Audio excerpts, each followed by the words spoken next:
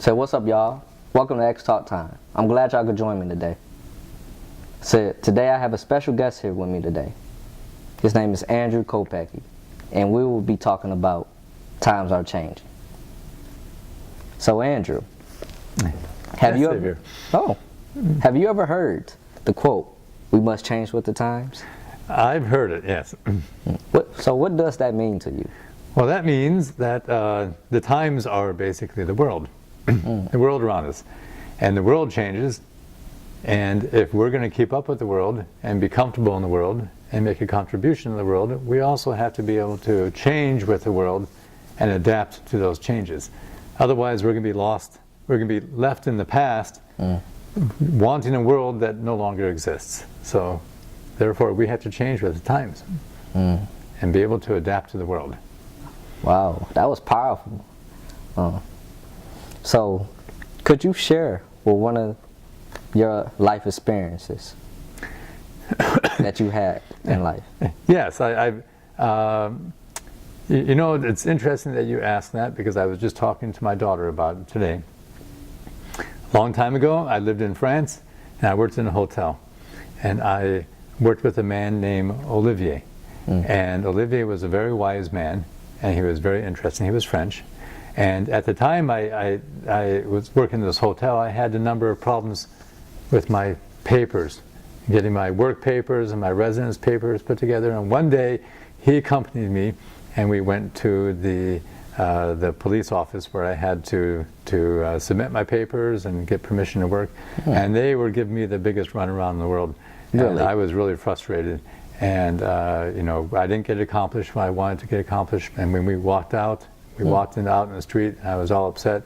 And Olivier said to me, he said, "Andrew," he said, "it's all going to work out." He said, "Just relax.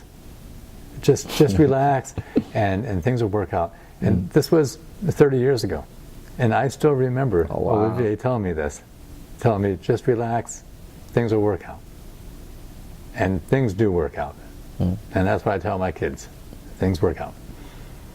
Yes, they do. You know, it's funny how you say that, because in Ecclesiastes 3:1, it talks about there's a time for everything. So what does that mean to you? Well, there is a time for everything. There's a time for the good things in life. There's a time for the bad things in life, unfortunately, and that's just the way life is.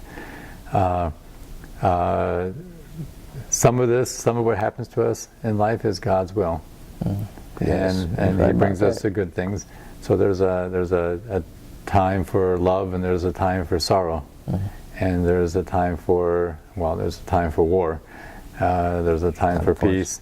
There's a time for happiness. There's a time for everything. It means that all these things happen to us in life. We can't always predict when they're going to happen.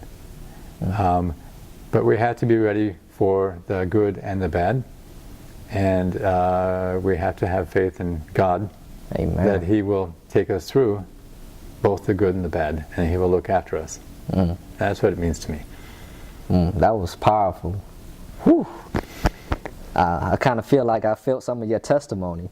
I have to say that for another day. Yeah, well, thank you.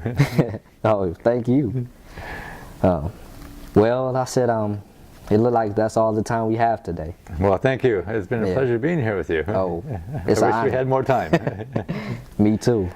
But before we go, you do have a book, correct? I do, yes. I published a couple of short stories on Amazon. And the title of this book is Memory on a Long Retreat. And it's two stories about the Great War. The Great War being World War I.